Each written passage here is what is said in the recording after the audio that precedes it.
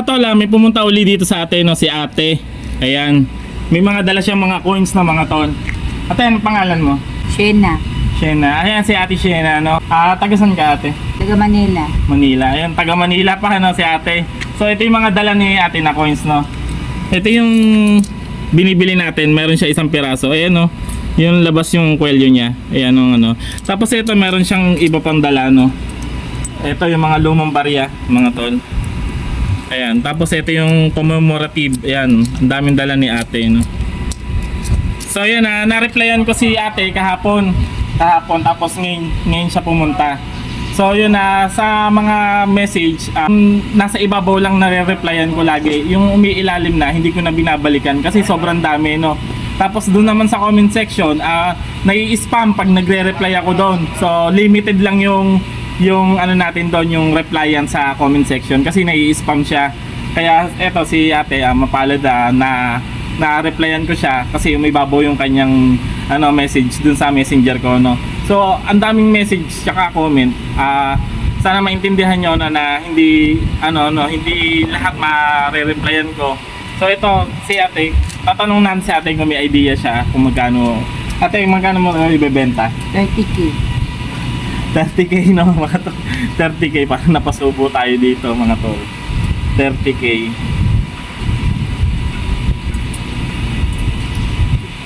So yun, may mga mahal naman dito na coins, no, mga tol.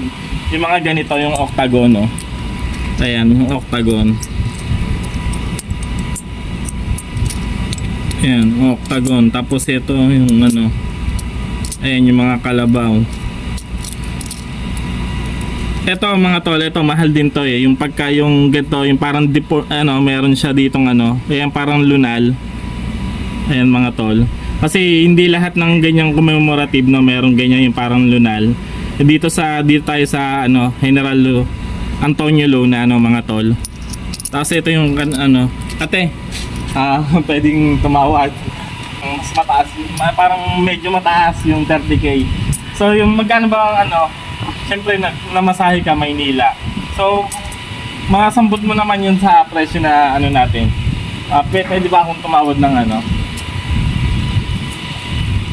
15, 15K yata. Naka-fixed price na po kasi.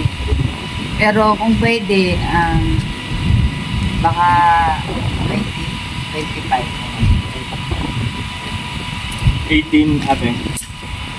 So yun mga tol, 18,000. Tawad ko kay ate. Hindi natin kaya yung 30K ngayon dito sa hindi natin masasambot ng mga tol yung 30K. So tawad ko kay ate 18K. 18K. Okay na sa'yo ate? So yun mga tol. Ito na lang. Okay na kay ate, no? 18K mga tol. So babayaran na natin si ate 18K.